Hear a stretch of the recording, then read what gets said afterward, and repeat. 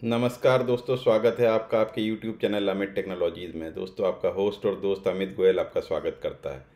दोस्तों, जैसा कि आप देख रहे हैं, आज हम फिर एस्टिमेशन के बारे में बात करेंगे, एस्टिमेशन टेक्निक्स के बारे में बात करेंगे। पहले पार्ट 1 और पार्ट 2 में हमने बात की थी प्रोडक्ट बैकलॉग और स्प्रिंट बैकलॉग की, जो कि आप स्क्रीन में देख रहे हैं।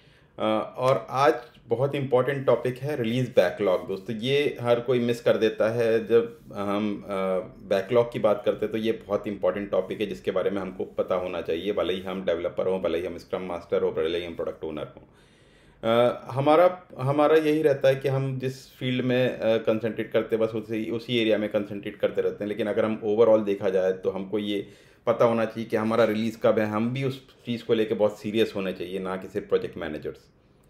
तो आज हम देखेंगे कि रिलीज़ बैकलॉग एक्चुअली क्या होता है, कैसे ये कहाँ कैसे देख सकते हैं इसको, कैसे कैसे समझ सकते हैं। आज इसके बारे में सारी बातें करेंगे। तो दोस्तों, आज का हमारा जो एजेंडा रहेगा कि रिलीज़ बैकलॉग है क्या, हाउ टू विजुलाइज दिस। मैंने इसको आप कोशिश करी है कि आपको थोड़ा सा सिंपल वे में बता सकूं कि कैसे रिलीज़ बैकलॉग को आप विजुलाइज कर सकते हैं और समझ सकते हैं। जैसे कि आपने प्रोडक्ट बैकलॉग को अच्छे से समझा या स्प्रिंट बैकलॉग को अच्छे से समझा है। क्या क्या इन्वॉल्व रहता है रिलीज़ बैकलॉग में, क्या क्या चीज़ें होनी चाहिए कोई भी प्रोडक्ट को रिलीज़, कोई भी प्रोडक्ट जब आप रिलीज़ करने जा रहे हो, प्रोजेक्ट जब आप रिलीज़ करने जा रहे हो, तो क्या क्या चीज़ें उसमें इन्वॉल्व रहती हैं, वो सारी चीज़ों के बारे में हम देखेंगे। और ओवरऑल प्रोजेक्ट टाइमलाइन को कैसे अफेक्ट करता है ये भी देखेंगे। तो सबसे पहले हम जानने समझने की कोशिश करते हैं कि हम जब इस बारे में, हाँ, क्योंकि हम जब भी एस्टिमेशन टेक्निक्स की बात करेंगे, मैंने आपसे पहले भी बोला है, आप सिर्फ बैकलॉग्स पे ध्यान दें। Sprint backlog, product backlog, release backlog. जब आप रिपोर्टिंग की बात करेंगे तब आप सेरेमनीज़ पे ध्यान दें। तो ये बहुत इंपॉर्टेंट है आपको जान लेना डिफरेंस कि आपको कब किस बारे में बात कर रहे हैं। एस्टिमेशन की जब भी बात होगी तो बैकलॉग्स की बात होगी, जब भी हम बात करेंगे रिपोर्ट्स की तो हमको सेरेमनीज़ को लेके बात करनी है। तो ये आप अपने दिमाग में बिठा लें दोस्तों। तो एक्चुअली होता क्या है, रिलीज़ बैकलॉग क्या होता है और ये हम क्यों बनाते हैं, कैसे आइडेंटिफाई करते हैं कि ये रिलीज़ बैकलॉग है। तो रिलीज़ बैकलॉग जब हम देखते हैं तो हम सबसे पहले हम जब भी स्प्रिंट चालू करते हैं, स्क्रम चालू करते हैं, अजाइल का कोई भी प्रोजेक्ट चालू करते हैं, तो उसको हम देखते हैं कि हमारे पास प्रोडक्ट बैकलॉग क्या है दोस्तों। प्रोडक्ट बैकलॉग एक ऐसी चीज़ है जो कि प्रोडक्ट ओनर से आती है, और उस प्रोडक्ट बैकलॉग से एक्चुअली हम आपको मैंने जो पहले दिखाया वो स्प्रिंट बैकलॉग दिखाया है, लेकिन उसके पहले जो चीज़ आती है वो होती है रिलीज़ बैकलॉग की। इस प्रोडक्ट बैकलॉग में से मान लो 1000 आइटम्स हैं, 1000 यूज़र स्टोरीज हैं, उसमें से हम क्या चीज़ें रिलीज़ करने वाले हैं अपने आने वाले टाइम में। मान लीजिए कि आपने एक 1000 में से 500 आइटम्स निकाले जिसको आपको रिलीज़ में डालना है और आपको रिलीज़ करना है विद इन 6 मंथ्स। तो वो 500 यूज़र स्टोरीज जो रहती हैं वो हो जाती हैं आपकी रिलीज़ बैकलॉग आइटम्स, जो कि इम्पॉर्टेंट है। एज अ प्रोडक्ट ओनर वो बताते हैं आपको कि भाई ये आइटम्स तो मेरे को चाहिए इस पर्टिकुलर रिलीज़ में, भले ही आप ये जो लेस प्रायोरिटाइज आइटम है वो मत करिए। तो ये जो है ये सबसे पहले रिलीज बैकलॉग निकालना होता है, और उसको मैं कैसे दिखता है वो आपको दिखाता हूँ।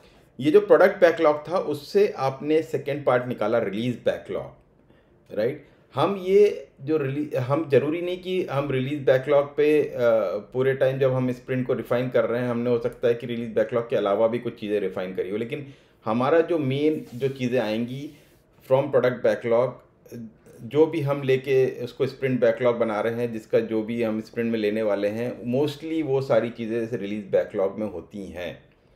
मतलब इसका ये हुआ कि आपका जो स्प्रिंट बैकलॉग में जो आइटम्स हैं that is definitely inside release backlog, but release backlog में आइटम्स कुछ ऐसे भी हैं जो कि प्रोडक्ट बैकलॉग से आपने नहीं लिए हैं। तो मतलब प्रोडक्ट बैकलॉग के अंदर जो सारे आइटम्स हैं उससे रिलीज बैकलॉग जरूरी नहीं कि पूरा आइटम यूज़ करके ही रिलीज बैकलॉग होगा, ऐसा नहीं है। तो आप समझ, तो बेसिक शब्द ये है कि रिलीज बैकलॉग में जो आइटम्स हैं, अगर वो जो स्प्रिंट बैकलॉग है उस वो वाले आइटम्स डेफिनेटली उसके अंदर रिलीज बैकलॉग के अंदर हैं। बट प्रोडक्ट बैकलॉग के जो सारे आइटम्स हैं ज़रूरी नहीं कि वो सारे रिलीज बैकलॉग में होंगे। ये आपको अपने दिमाग में बहुत अच्छे से बिठाना है और बार बार सुनना है अगर आपको समझ में नहीं आ रहा है तो, कि रिलीज बैकलॉग के जो आइटम्स हैं वो आइटम्स स्प्रिंट बैकलॉग के पूरे आइटम्स डेफिनेटली उसके अंदर होंगे, बट प्रोडक्ट बैकलॉग के आइटम्स नहीं हो सकते, ज़रूरी नहीं है। तो आपका जो रिलीज बैकलॉग होता है बेसिकली आपने जब अपना टी शर्ट साइजिंग किया था, प्रोडक्ट बैकलॉग का टी शर्ट साइजिंग जो किया था, उसमें से जो आइटम्स आए थे, उसको जो आपने टी शर्ट साइजिंग किया था, वो बेसिकली आप लेते हैं कि हम कितने आइटम्स हमने टी शर्ट साइजिंग किया है, कि ये ओवरऑल प्रोडक्ट बैकलॉग का ये टी शर्ट साइजिंग है। बट जब हम रिलीज़ बैकलॉग बनाते हैं उस प्रोडक्ट बैकलॉग से, फाइनल रिलीज़ बैकलॉग, तो हमको टी शर्ट साइजिंग हमारा डेफिनेटली कम हो जाएगा, क्योंकि हमने हो सकता है कुछ आइटम्स प्रोडक्ट बैकलॉग के छोड़ दिए हैं। तो आपका एक टी शर्ट साइजिंग आपके पास अवेलेबल है जो कि है प्रोडक्ट बैकलॉग से, जिसका आपने टी शर्ट साइजिंग किया है। अब वो टी शर्ट साइजिंग का क्या होता है, क्योंकि आप क्या कर रहे हैं, रिलीज़ बैकलॉग अभी भी रिलीज़ जब करते हैं तो आप पूरा software development life cycle follow करते हैं। आप जब स्प्रिंट का काम करते हैं, जब आप स्प्रिंट पे काम करते हैं तो आप अजाइल आप iterative process, sprint iterative process का काम करते हैं। उसमें हो सकता है डिप्लॉयमेंट कंसिडर ना किया हो, उसमें हो सकता है यूएटी कंसिडर ना किया हो।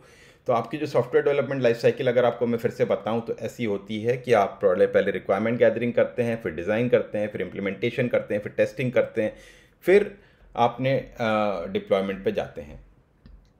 तो इसका क्या मतलब हुआ कि आपके कुछ काम आपको पैरेलल में भी करने होते हैं। जब आपका रिलीज बैकलॉग आपके पास आ जाता है, जिसके आपका टी शर्ट साइजिंग आपके पास अवेलेबल है, तो उस तो क्या होता है कि सॉल्यूशन जो बनता है, हमारा डिज़ाइन जो होता है, बेसिकली डिज़ाइनिंग जो होती है वो आपको एक और आप साइज़ निकालते हो उस डिज़ाइनिंग में, और जिसको बोलते हैं इम्प्लीमेंटेशन में, वो जो एक्चुअली मतलब जो हम बोलते हैं हाई लेवल एस्टिमेट्स निकालते हैं डिज़ाइनिंग।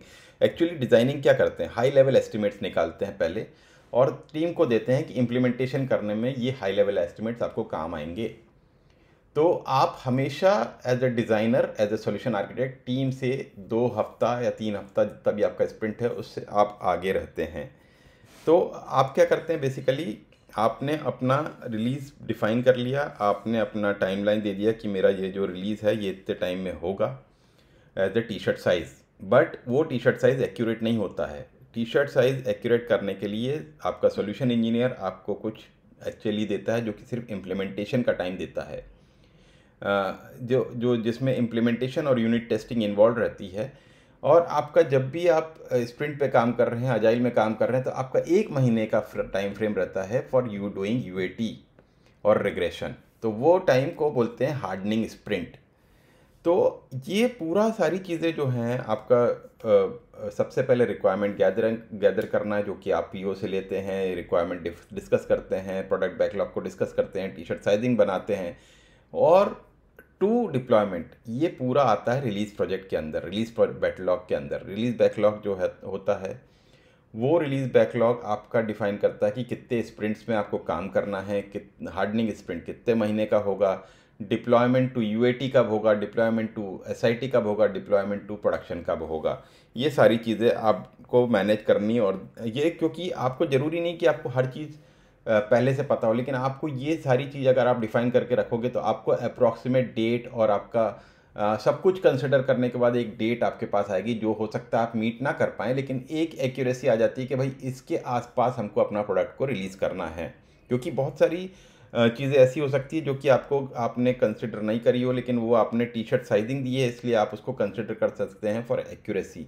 टी शर्ट साइजिंग कभी भी एक्यूरेट नहीं होती, जैसे कि मैंने पहले भी बोला आपके अलग वीडियोज़ में, फर्स्ट पार्ट में, सेकेंड पार्ट में। लेकिन आप जब स्प्रिंट बैकलॉग बनाते हैं तो स्प्रिंट बैकलॉग के जो स्टोरी पॉइंट देते हैं, तो आपका मेन मुद्दा ये रहता है कि आपके as a scrum master sprint को टाइम पे ख़त्म करना।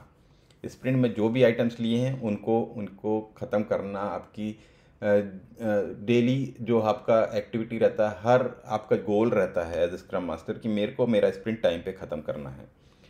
तो वो होता है स्प्रिंट बैकलॉग। स्प्रिंट बैकलॉग जब आप कर, ये मान लीजिए मैं दिखा रहा हूँ जो हाईलाइट कर रहा हूँ, स्प्रिंट बैकलॉग आप जब करते जाते हैं ख़त्म, तो आप और एक्यूरेसी पे पहुँच जाते हैं कि आपका रिलीज बैकलॉग कब कितना ख़त्म होते जा रहा है और कितना बचा है। तो वो चीज़ें आपको पता चलती जाती हैं, जिससे आपके प्रोजेक्ट का टाइमलाइंस आप एक टाइम पे आके 1 महीने में, 2 महीने में आपको क्लियर एक्यूरेसी आ जाती है कि आप ये इसको इस टाइम पे ख़त्म कर लेंगे। तो बेसिकली इसमें क्या क्या प्रोजेक्ट इम्प्लीमेंटेशन, जैसे मैंने आपको बताया कि क्या क्या होता है प्रोजेक्ट इम्प्लीमेंटेशन साइकिल में। बेसिकली जब आप एस्टिमेट्स रिलीज़ बैकलॉग का प्लान करते हो तो सबसे पहले कंसिडर होता है टी शर्ट साइजिंग जो आपने दिया है प्रोडक्ट बैकलॉग को, जो कि फर्स्ट पॉइंट है। उसके बाद आपका solution engineer in parallel can take those product backlog items, और ज़रूरी नहीं कि वो पूरे प्रोडक्ट बैकलॉग पे करे, वो स्प्रिंट वाइज भी चल सकता है कि पहले स्प्रिंट में मान लीजिए कि मैंने 10 स्टोरी पॉइंट्स लिए, तो वो यूज़र स्टोरीज लिए, तो वो सॉल्यूशन इंजीनियर पहले वो 10 यूज़र स्टोरी का आपको हाई लेवल इम्प्लीमेंटेशन देगा जिससे आप उसको इम्प्लीमेंट कर सकें। वो आपका पूरा डिज़ाइन बना के देगा, और आपको पहले से जैसे टी शर्ट साइजिंग की वैसे आपको एक ओवरऑल प्रोजेक्ट का अगर डिज़ाइन बनवाना है तो भी आप बनवा के ले सकते हैं, जिससे आपको ये पता चल जाए कि हम हर स्प्रिंट में कौन कौन से सॉल्यूशन को डिलीवर करना है। बहुत इंपॉर्टेंट पार्ट है दोस्तों डिज़ाइनिंग। फिर हमारे पास आ जाता है कि भाई हमने जब डिज़ाइनिंग कर ली है, टी शर्ट साइजिंग है हमारे पास, तो हम स्प्रिंट की का साइजिंग करें, जो कि स्टोरी पॉइंट के थ्रू स्प्रिंट साइजिंग होता है, जो कि हम प्लानिंग में, रिफाइनमेंट में और प्लानिंग में कर लेते हैं। और फिर उसको 2 वीक के लिए हम इम्प्लीमेंट करते जाते हैं, इंक्लूडिंग यूनिट टेस्टिंग।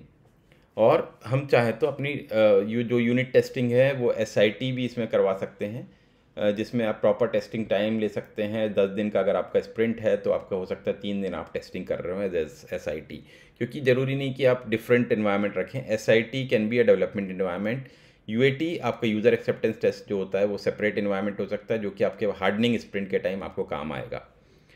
फिर आपका जो स्प्रिंट साइजिंग हो चुका है, तब आप उसको प्लानिंग के बाद इम्प्लीमेंटेशन में ले लेते हैं 2 वीक का, जो मैंने यहाँ पर लिखा है इम्प्लीमेंटेशन टाइम। और within that you have testing timelines. और इसके बाद आता है हार्डनिंग स्प्रिंट। देन आपका हार्डनिंग स्प्रिंट जब कंप्लीट हो जाता है तो then you plan for deployment. तो आपको एक और चीज़ बता दूं, डिप्लॉयमेंट 3 जगह होता है। पहले तो डेवलपमेंट इन्वायरमेंट में होता है डिप्लॉयमेंट, जहाँ पे टीम काम भी कर रही है, और इन्वायरमेंट भी है जहाँ पे समबडी कैन टेस्ट, अगर खुद को यूनिट टेस्टिंग करनी है, टेस्टर को देना यूनिट टेस्टिंग करने के लिए, वो सारी चीज़ें। सेकेंड इन्वायरमेंट होता है UAT, जहाँ पे यूज़र एक्सेप्टेंस टेस्ट होता है। वो हार्डनिंग स्प्रिंट के टाइम हम एक नया डिप्लॉयमेंट करते हैं। और फाइनल होता है प्रोडक्शन गो लाइव के लिए डिप्लॉयमेंट। तो ये सारी चीज़ें इस पर्टिकुलर रिलीज़ बैकलॉग के थ्रू ही होती हैं, और रिलीज़ बैकलॉग को कंसिडर करके ही होती हैं। हो सकता है रिलीज़ बैकलॉग में आपके 50 आइटम्स हैं, जिसमें आपने 5 स्प्रिंट्स में डिवाइड कर लिया हो, जिसमें हर स्प्रिंट में आपने 10 यूज़र स्टोरी ली हो, और फिर आपने उसको वाइजली प्लान किया हो टाइमलाइंस के कंसिडर करते हुए। जो कि आपको टी शर्ट साइजिंग आपको मिला था उसके अकॉर्डिंग आपके एक्यूरेसी ज़्यादा नहीं तो ऊपर नीचे बफर टाइम रख के 20-30% बफर टाइम रख के आपका रिलीज़ डेट्स डिफाइन होना चाहिए। क्योंकि आपके प्रोजेक्ट में हो सकता है कि क्योंकि रिलीज़ एक बहुत इंपॉर्टेंट प्रोसेस है, जिसमें हमको कस्टमर का भी ध्यान रखना चाहिए। जहाँ पे हम आपको कोई उसको नई चीज़ दे रहे हैं, तो ऐसा भी हो सकता है कि हम अपने साथ साथ और 4-5 टीम एक साथ कोई चीज़ रिलीज़ करें और सेम डे हो, जिससे हमको एक ही दिन में सबको डिप्लॉयमेंट करना हो ऑन प्रोडक्शन, जिससे कस्टमर को जब कोई प्रॉब्लम भी आए तो वो मतलब आपको एक ही दिन आए, ऐसा नहीं कि वो आप बार बार रिलीज़ करे जा रहे हैं, बार बार रिलीज़ डिफाइन करे जा रहे हैं और डेट्स चेंजेस करते जा रहे हैं, different project different team time पे कर रहा है, तो उसको कितना सारा अगर कुछ इश्यूज आते हैं तो कितने बड़े इशू होंगे उस पर्टिकुलर कंपनी के लिए या ऑर्गेनाइजेशन के लिए। तो ये सारी चीज़ों को भी हमको ध्यान में रखना चाहिए, scrum team, scrum master, developer, PO, कि हमको ये रिलीज़ बैकलॉग को कंसिडर करना चाहिए। तो आपका जो एस्टिमेशन टेक्निक्स होते हैं वो बेसिकली 3 चीज़ों पे होते हैं, प्रोडक्ट बैकलॉग, स्प्रिंट बैकलॉग और रिलीज़ बैकलॉग। तो ये सारे बैकलॉग्स पे आपके एस्टिमेशन टेक्निक्स बेस्ड करते हैं, और आपको हमेशा इस बारे में इन तीनों के बारे में नॉलेज होना चाहिए। इतना डिटेल में दोस्तों आप तीनों वीडियोस बार बार देखें, समझने की कोशिश करें, कुछ भी हो कमेंट करें कमेंट सेक्शन में। कीप लाइकिंग दोस्तों, ऐसे ही दोस्त मेरे चैनल के साथ बने रहें, आपको बहुत सारी नई नई चीज़ें सीखने को मिलेंगी। आप मुझे इंस्टा पे भी फॉलो कर सकते हैं, @अमित टेक्नोलॉजीज़ को आप ज्वाइन कर लीजिए। मेरे को आप ईमेल कर सकते हैं, फ़ोन कर सकते हैं, या फिर यूट्यूब पे मुझे कमेंट करके बताइए कि आपको और किस टाइप के वीडियोस देखने हैं। तो दोस्तों आज के लिए इतना ही। Please keep learning, keep growing दोस्तों। नमस्कार दोस्तों।